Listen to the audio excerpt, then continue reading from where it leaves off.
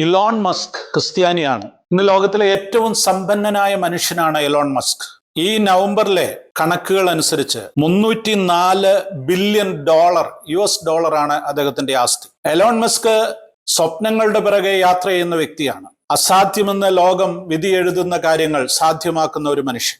ആദ്യം അദ്ദേഹം പേപ്പാൽ എന്ന മണി ട്രാൻസ്ഫർ സംവിധാനം യാഥാർത്ഥ്യമാക്കി. തുടർന്ന് ബഹിരാകാശ യാത്രയ്ക്ക് വേണ്ടിയുള്ള സ്പേസ് എക്സ് സ്ഥാപിച്ചു. ചൊവ്വയിൽ മനുഷ്യനെ എത്തിക്കുവാനും അവിടെ കോളനി സ്ഥാപിക്കുവാനും ഒക്കെയാണ് ഇലോൺ മസ്കിന്റെ ആഗ്രഹവും താല്പര്യവും. ഇലക്ട്രിക് കാർ നിർമ്മാണ രംഗത്ത് ഇന്ന് അദ്ദേഹം ടെസ്ലയുടെ CEO ആണ്. അത്ഭുതകരമായ വിപ്ലവകരമായ മാറ്റമാണ് അദ്ദേഹം സൃഷ്ടിച്ചത്. സോഷ്യൽ മീഡിയ പ്ലാറ്റ്ഫോമായ ട്വിറ്റർ അദ്ദേഹം സ്വന്തമാക്കി. ഇപ്പോൾ അത് എക്സ് എന്ന പേരിൽ അറിയപ്പെടുന്നു. ഇന്റർനെറ്റ് സേവനം നൽകുന്ന സ്റ്റാർലിങ്ക് അത് സമീപഭാവിയിൽ തന്നെ ഇന്ത്യയിലും എത്തുവാൻ പോകുന്നു. ന്യൂറാലിങ്ക്, ഓപ്പൺ AI തുടങ്ങി നിരവധിയായ സംരംഭങ്ങൾ, ലോകത്തെ തന്നെ അത്ഭുതപ്പെടുത്തുന്ന നിരവധി സംരംഭങ്ങളുടെ സ്ഥാപകൻ. ലോകം അത്ഭുതത്തോടുകൂടിയാണ് എലോൺ മസ്കിനെ കാണുന്നത്. ഇന്ന് ലോകത്തിലെ ഏറ്റവും ഇൻഫ്ലുവൻഷ്യൽ ആയിട്ടുള്ള വ്യക്തിത്വമാണ് ഇലോൺ മസ്ക്. മാത്രവുമല്ല, അമേരിക്കൻ പ്രസിഡന്റ് തെരഞ്ഞെടുപ്പിൽ ഡൊണാൾഡ് ട്രംപിന് കൈകൊടുത്ത് അദ്ദേഹത്തോടൊപ്പം നിന്ന് അദ്ദേഹത്തിന് പണം കൊടുത്ത് അദ്ദേഹത്തിന്റെ പ്രചരണങ്ങളെ നയിച്ച് എലോൺ മസ്ക് ലോകത്തിന്റെ ശ്രദ്ധ കീഴടക്കി. ട്രംപിന്റെ വിജയം ട്രംപിന്റെ മാത്രം വിജയമായിരുന്നില്ല, ഇലോൺ മസ്ക് എന്ന അത്ഭുത മനുഷ്യന്റെ വിജയം കൂടിയായിരുന്നു. ട്രംപ് ഭരണകൂടത്തിൽ എലോൺ മസ്കിന് അതിനിർണായകമായ സ്ഥാനം ലഭിക്കുമെന്ന് അപ്പോൾ തന്നെ ഉറപ്പായിരുന്നു. കഴിഞ്ഞ ദിവസം ട്രംപ് പ്രഖ്യാപിച്ചു ഡിപ്പാർട്ട്മെന്റ് ഓഫ് ഗവൺമെന്റ് എഫിഷ്യൻസിയുടെ ചെയർമാനായി എലോൺ മസ്ക് വരുമെന്ന്. സത്യത്തിൽ എലോൺ മസ്ക് ഇപ്പോൾ തന്നെ ട്രംപ് ഭരണകൂടം അധികാരമേൽക്കുന്നതിന് മുൻപ് തന്നെ ട്രംപിന്റെ ഭരണത്തിലെ നിർണായക തീരുമാനങ്ങൾ എടുക്കുവാൻ വേണ്ടിയുള്ള നീക്കങ്ങൾ നടത്തിക്കൊണ്ടിരിക്കുകയാണ്. ഇന്നലെ പുറത്തു വന്ന വാർത്ത, ഇറാന്റെ പ്രതിനിധിയുമായി 1 മണിക്കൂറിലധികം സംഭാഷണം നടത്തിയെന്നാണ്. പശ്ചിമേഷ്യയെ നിർണായകമായി സ്വാധീനിക്കുവാൻ സാധ്യതയുള്ള ഒരു നീക്കമാണത്. ആരാണ് ഇലോൺ മസ്ക്? ഇലോൺ മസ്കിന്റെ നിലപാടുകൾ എന്താണ്? അദ്ദേഹം ഒരു ക്രിസ്ത്യാനിയാണോ? ട്രംപിനെ സപ്പോർട്ട് ചെയ്ത വലിയ വിഭാഗം യാഥാസ്ഥിക ക്രൈസ്തവരാണ്, ഇവാഞ്ചലിക്കൽ ക്രിസ്ത്യൻസ് ആണ്.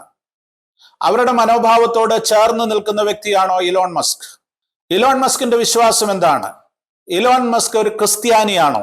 യേശുവിനെ രക്ഷിതാവായി സ്വീകരിച്ച വ്യക്തിയാണോ? ഈ കാര്യങ്ങളാണ് ഇന്ന് നമ്മൾ പരിശോധിക്കുന്നത്. ദക്ഷിണാഫ്രിക്കയിലെ പ്രിട്ടോറിയയിൽ ആംഗ്ലിക്കൻ ദമ്പതികളുടെ മകനായാണ് ഇലോൺ മസ്ക് ജനിച്ചത്. ആംഗ്ലിക്കൻ സൺഡേ സ്കൂളിലും യഹൂദന്മാരുടെ ഒരു പ്രൈമറി സ്കൂളിലുമായി അദ്ദേഹത്തിന് മതവിദ്യാഭ്യാസം ലഭിച്ചിട്ടുണ്ട്. ബാല്യത്തിൽ തന്നെ മാതാപിതാക്കളുടെ വിവാഹ മോചനം എലോൺ മസ്കിന്റെ ജീവിതത്തെ അരക്ഷിതമാക്കി എന്നുള്ളതാണ് വാസ്തവം. സത്യത്തിൽ അതൊരു സമ്പന്നമായ കുടുംബമായിരുന്നു. എലോൺ മസ്കിന് 8 വയസ്സുള്ള കാലത്താണ് മാതാപിതാക്കൾ വഴിപിരിയുന്നത്. ആദ്യം മാതാവിനോടൊപ്പവും പിന്നീട് പിതാവിനോടൊപ്പവും എലോൺ മസ്ക് താമസിച്ചു. 12-13 വയസ്സായപ്പോഴേക്ക് എലോൺ മസ്ക് തന്റെ ജീവിതത്തിലെ ഏറ്റവും വലിയ അസ്തിത്വ പ്രതിസന്ധിയെ നേരിട്ടു എന്ന് അദ്ദേഹം തന്നെ വെളിപ്പെടുത്തിയിട്ടുണ്ട്. നിരവധി സംശയങ്ങൾ, നിരവധി ചോദ്യങ്ങൾ ആ കൗമാരക്കാരനെ വല്ലാതെ വലച്ചു. പിതാവിന്റെ ജീവിതത്തെക്കുറിച്ച് കൂടുതൽ അടുത്തറിഞ്ഞപ്പോൾ പിതാവുമായുള്ള ബന്ധത്തിൽ നിന്ന് അദ്ദേഹം വളരെ പെട്ടെന്ന് തന്നെ മാറി. പിന്നീടുള്ളത് ഏകാന്തമായ ജീവിതമായിരുന്നു. പുസ്തകങ്ങളായിരുന്നു എലോൺ മസ്കിന് കൂട്ടുകാർ. അങ്ങനെ വളർന്ന എലോൺ മസ്ക് 18-ാമത്തെ വയസ്സിൽ കാനഡയിലേക്ക് കുടിയേറി. തന്റെ മാതാവ് കനേഡിയൻ വംശജയായിരുന്നു. വിദ്യാഭ്യാസ കാര്യങ്ങളുമായി ബന്ധപ്പെട്ട് മുന്നോട്ട് പോകുന്നതിന് വേണ്ടിയാണ് കാനഡയിലേക്ക് കുടിയേറിയത്. പിന്നീട് തന്റെ സ്വപ്നഭൂമിയായ അമേരിക്കയിലേക്ക് അദ്ദേഹം എത്തി. അവിടെ എക്കണോമിക്സിലും ഭൗതിക ശാസ്ത്രത്തിലും ബിരുദം നേടി. തുടർന്ന് 1995 കാലിഫോർണിയയിലേക്ക് ഉപരിപഠനാർത്ഥം മാറി താമസിച്ചു. പക്ഷെ ആ ഉപരിപഠനം അദ്ദേഹത്തിന് നടത്തേണ്ടി വന്നില്ല. പഠന കാലഘട്ടത്തിൽ തന്നെ അദ്ദേഹം തന്റെ പ്രസ്ഥാനങ്ങളുമായി അല്ലെങ്കിൽ ബിസിനസ് സംരംഭങ്ങളുമായി മുന്നോട്ട് വരികയായിരുന്നു. X.com എന്ന പേരിൽ ഒരു സ്ഥാപനമാണ് ആദ്യമായിട്ട് ആരംഭിക്കുന്നത്. അതൊരു ബാങ്കിങ് സ്ഥാപനമായിരുന്നു. പിന്നീട് അത് പേപ്പാൽ എന്ന സംവിധാനത്തിലേക്ക് മാറ്റി. പേപ്പാൽ മറിച്ചു വിറ്റ് ലഭിച്ച പണം കൊണ്ട് സ്പേസ് എക്സ് എന്ന തന്റെ സ്വപ്ന പദ്ധതിക്ക് അദ്ദേഹം തുടക്കം കുറിച്ചു. തുടർന്നുള്ളതെല്ലാം ചരിത്രമാണ്, നമുക്ക് എല്ലാവർക്കും അറിയാവുന്ന കാര്യങ്ങളാണ്. ഇലോൺ മസ്ക് ഒരു അത്ഭുതമാണ്. ഇന്ന് ലോകത്തിലെ ഏറ്റവും വലിയ സമ്പന്നനായ വ്യക്തിയായി അദ്ദേഹം മാറിക്കഴിഞ്ഞിരിക്കുന്നു.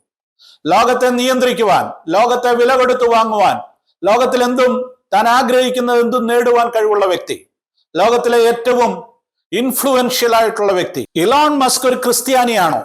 എലോൺ മസ്ക് തന്നെ അതിനെക്കുറിച്ച് പറയുന്നത് താൻ ഒരു സാംസ്കാരിക ക്രിസ്ത്യാനിയാണ്, കൾച്ചറൽ ക്രിസ്ത്യൻ എന്നാണ്. പ്രമുഖ നിരീശ്വരവാദിയായ റിച്ചാർഡ് ഡോക്കിൻസും ഇതുതന്നെയാണ് പറയുന്നത്. താൻ ഒരു കൾച്ചറൽ ക്രിസ്ത്യാനിയാണ്. എന്താണ് കൾച്ചറൽ ക്രിസ്ത്യൻ എന്ന് പറഞ്ഞാൽ? യേശുക്രിസ്തുവിനെ വ്യക്തിപരമായി രക്ഷിതാവായോ ദൈവമായോ അംഗീകരിക്കാത്ത, യേശുക്രിസ്തുവിന്റെ പഠിപ്പിക്കലുകളെ ഉൾക്കൊള്ളുകയും അപ്പോൾ തന്നെ യേശുക്രിസ്തുവിന്റെ അത്ഭുതങ്ങളെ, യേശുക്രിസ്തു മടങ്ങി വരുമെന്നതുപോലെയുള്ള ക്രിസ്ത്യാനിത്വത്തിന്റെ അടിസ്ഥാന തത്വങ്ങളെ അംഗീകരിക്കാതെ ക്രൈസ്തവ മൂല്യങ്ങളിലെ നന്മയെ മാത്രം എടുത്തു പറയുന്ന, അതിനോട് ചേർന്ന് നടക്കുവാൻ താല്പര്യപ്പെടുന്ന ആളുകളാണ് കൾച്ചറൽ ക്രിസ്ത്യൻ എന്ന പേരിൽ അറിയപ്പെടുന്നത്. ഞാൻ നേരത്തെ പറഞ്ഞ റിച്ചാർഡ് ഡോക്കിൻസ്, അദ്ദേഹത്തിന്റെ വാക്കുകൾ പ്രസക്തമാണ്. ക്രിസ്തു മതത്തിന്റെ കാതലായ അവകാശങ്ങളെല്ലാം അസംബന്ധമാണ്. എന്നാൽ ഞാൻ പള്ളികൾ ഇഷ്ടപ്പെടുന്നു, ആരാധനാ ഗാനങ്ങൾ ഇഷ്ടപ്പെടുന്നു. ഇതാണ് റിച്ചാർഡ് ഡോക്കിൻസ് പറയുന്നത്. അദ്ദേഹം അവകാശപ്പെടുന്നു താൻ ഒരു കൾച്ചറൽ ക്രിസ്ത്യൻ ആണെന്ന്. എലോൺ മസ്കിലേക്ക് മടങ്ങി വരാം. എലോൺ മസ്കിനോട് ഒരു ഇന്റർവ്യൂവിൽ ചിലർ ചോദിച്ചു, താങ്കൾക്ക് ദൈവവിശ്വാസമുണ്ടോ?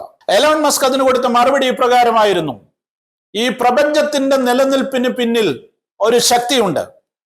നിങ്ങൾ അതിനെ ദൈവമെന്ന് വിളിക്കുന്നെങ്കിൽ എനിക്ക് വിരോധമില്ല.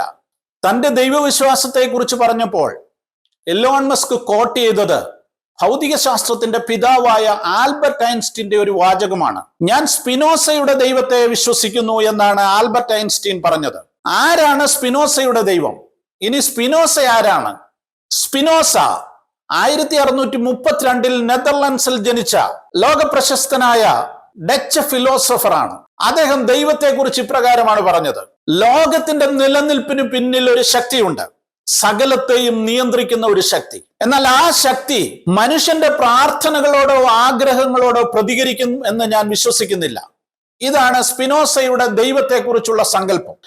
ഈ സങ്കല്പത്തെയാണ് ആൽബർട്ട് ഐൻസ്റ്റീനും ഇപ്പോൾ ഇലോൺ മസ്കും പിന്തുടരുന്നത് എന്നുള്ളതാണ് യാഥാർത്ഥ്യം. അഭിമുഖം നടത്തിയവർ ഇലോൺ മസ്കിനോട് വീണ്ടും ചോദിച്ചു, യേശുക്രിസ്തുവിനെ രക്ഷിതാവായി അംഗീകരിക്കുന്നുണ്ടോ, ദൈവമായി അംഗീകരിക്കുന്നുണ്ടോ? എലോൺ മസ്ക് അതിന് നൽകിയ മറുപടി ഇപ്രകാരമായിരുന്നു: യേശുക്രിസ്തുവിന്റെ പല പഠിപ്പിക്കലുകളും എനിക്ക് ഇഷ്ടമാണ്. അദ്ദേഹത്തിന്റെ ഉപദേശങ്ങൾ പലതും അത്ഭുതകരമാണ്.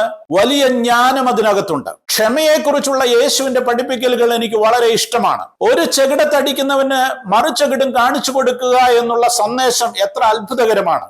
നിന്നെ പോലെ നിന്റെ അയൽക്കാരനെ സ്നേഹിക്കുക എന്നുള്ള വാക്കുകൾ എത്ര അത്ഭുതകരമാണ്. ഇതൊക്കെയാണ് എലോൺ മസ്കിന് യേശുവിനെ കുറിച്ച് പറയുവാനുള്ളത്. ചുരുക്കി പറഞ്ഞാൽ എലോൺ മസ്ക് യേശുവിനെ ഇഷ്ടപ്പെടുന്നു, യേശുവിന്റെ പഠിപ്പിക്കലുകളെ ഇഷ്ടപ്പെടുന്നു. യേശുവിന്റെ ഉപദേശങ്ങൾ പലതും അത്ഭുതകരമാണെന്നും അതിൽ വലിയ ജ്ഞാനമുണ്ടെന്നും എലോൺ മസ്ക് സമ്മതിക്കുന്നു. എന്നാൽ യേശുവിനെ സ്വന്തം രക്ഷിതാവായോ യേശുക്രിസ്തുവിനെ ദൈവമായോ അംഗീകരിക്കുന്ന ഒരു ക്രിസ്ത്യാനി അല്ല ഇലോൺ മസ്ക്. എലോൺ മസ്കിനെ കുറിച്ചുള്ള വിവരങ്ങൾ അന്വേഷിച്ചപ്പോൾ കഴിഞ്ഞ ദിവസം ഒരു വീഡിയോ എന്റെ ശ്രദ്ധയിൽപ്പെട്ടു. 2024 ലാസ് വേഗസിൽ എലോൺ മസ്ക് ഒരു ഹോട്ടൽ മുറിയിൽ താമസിക്കുമ്പോൾ അദ്ദേഹം ഞായറാഴ്ച രാവിലെ ഒരു പള്ളിയിൽ പോയെന്നും അവിടെ ഒരു ചെറുപ്പക്കാരന്റെ സാക്ഷ്യം അദ്ദേഹത്തെ സ്വാധീനിച്ചെന്നും അത് ദൈവശബ്ദമായി താൻ ഏറ്റെടുത്തു എന്നുമൊക്കെയുള്ള ഒരു വീഡിയോ. പക്ഷെ അതിന്റെ ആധികാരികത കണ്ടെത്തുവാൻ എന്നെ കൊണ്ട് സാധിച്ചില്ല. മറ്റ് ഒരിടത്തും എലോൺ മസ്ക് അതിനെക്കുറിച്ച് പറയുന്നത് കേട്ടില്ല. എന്തായാലും എലോൺ മസ്കിന്റെ വിശ്വാസം യേശുക്രിസ്തുവിനെ ഇഷ്ടപ്പെടുമ്പോൾ തന്നെ അദ്ദേഹത്തിന് യേശുക്രിസ്തുവിനെ ഒരു ദൈവമായി അംഗീകരിക്കുവാൻ സാധിക്കുന്നില്ല എന്നുള്ളതാണ് വാസ്തവം. അമേരിക്കൻ പ്രസിഡന്റിന്റെ ഏറ്റവും അടുത്ത അനുയായി, അല്ലെങ്കിൽ അമേരിക്കൻ പ്രസിഡന്റിനെ സ്വാധീനിക്കുവാൻ കഴിവുള്ള ഏറ്റവും ഇൻഫ്ലുവൻഷ്യൽ ആയിട്ടുള്ള വ്യക്തി, അദ്ദേഹത്തിന് കൃത്യമായി യേശുക്രിസ്തുവുമായി വ്യക്തിപരമായി ബന്ധമുള്ള വ്യക്തിയല്ല എന്നുള്ളത് നമ്മൾ തിരിച്ചറിയുക. ലോകത്തിലെ ഏറ്റവും വലിയ സമ്പന്നൻ, താൻ ആഗ്രഹിക്കുന്നത് എന്തും നേടുവാൻ സാധിക്കുന്ന വ്യക്തി, യേശുവിനെ സ്നേഹിക്കുന്ന, യേശുവിന്റെ ആശയങ്ങളെ ഇഷ്ടപ്പെടുന്ന വ്യക്തി, എന്നാൽ യേശുവിനെ ദൈവമായി കാണുവാനോ യേശുവിനെ ദൈവമായി തിരിച്ചറിയുവാനോ അദ്ദേഹത്തിന് ഇതുവരെ സാധിച്ചിട്ടില്ല. ഇത് പറഞ്ഞു വരുമ്പോൾ വേദപുസ്തകത്തിലെ ഒരു സംഭവമാണ് എനിക്ക് ഓർമ്മ വരുന്നത്. ഒരിക്കൽ യേശുക്രിസ്തുവിന്റെ അടുത്ത് ധനികനായ ഒരു ചെറുപ്പക്കാരൻ എത്തി. ആ ചെറുപ്പക്കാരൻ യേശുവിനോട് പറഞ്ഞു, നല്ല ഗുരു, നിത്യജീവനെ അവകാശമാക്കുവാൻ ഞാൻ എന്ത് ചെയ്യണം? യേശു ആ ചെറുപ്പക്കാരനെ നോക്കി അവനെ സ്നേഹിച്ചു എന്നാണ് അവിടെ എഴുതിയിരിക്കുന്നത്. അപ്പോൾ യേശു സ്നേഹിച്ച ചെറുപ്പക്കാരൻ, യേശു അവനോട് പറഞ്ഞു, ആ ഡയലോഗിന്റെ അവസാനം യേശു പറയുകയാണ്, നീ ചെയ്യുന്നതെല്ലാം നല്ല കാര്യമാണ്, എന്നാൽ നിനക്ക് ഒരു കുറവുണ്ട്. അവന്റെ കുറവ് യേശു ചൂണ്ടിക്കാണിച്ചു കഴിഞ്ഞപ്പോൾ ധനികനായ ഈ ചെറുപ്പക്കാരൻ യേശുവിനെ ഉപേക്ഷിച്ച് മടങ്ങിപ്പോകുന്ന കാഴ്ചയാണ് നമ്മൾ കാണുന്നത്. ഓർക്കുക, യേശു സ്നേഹിച്ച ഒരു ചെറുപ്പക്കാരൻ, ധനികനായ ചെറുപ്പക്കാരൻ, വിദ്യാഭ്യാസമുള്ള ചെറുപ്പക്കാരൻ, ആ ചെറുപ്പക്കാരൻ യേശുവിനെ വിട്ട് ദൂരേക്ക് നടന്നു പോകുന്ന കാഴ്ച വളരെ നിരാശാജനകമായ ഒരു കഥയാണത്. ഇവിടെ എലോൺ മസ്കിന്റെ ജീവിതവും ഇതിനോട് തുലനപ്പെടുത്തി ഞാൻ സംസാരിക്കട്ടെ. എലോൺ മസ്ക് ഇതുവരെ യേശുവിനെ രക്ഷിതാവായി അംഗീകരിക്കുവാനോ യേശുവിനെ ദൈവമായി കണ്ടുമുട്ടുവാനോ സാധിച്ചിട്ടില്ല. ലോകം മുഴുവൻ വാങ്ങുവാൻ സാധിക്കുന്ന, ലോകത്തിൽ ആഗ്രഹിക്കുന്ന എന്തും നേടുവാൻ സാധിക്കുന്ന ഒരു വ്യക്തിക്ക് യേശുവിനെ കണ്ടുമുട്ടുവാൻ സാധിക്കുന്നില്ല എന്നുള്ളത് എത്ര നിരാശാജനകമായ ഒരു കാര്യമാണ്. ഇവിടെ നിങ്ങൾ ഓരോരുത്തരും ഓർക്കുക, നമുക്ക് ലഭിച്ചിരിക്കുന്ന ഭാഗ്യത്തെക്കുറിച്ച്.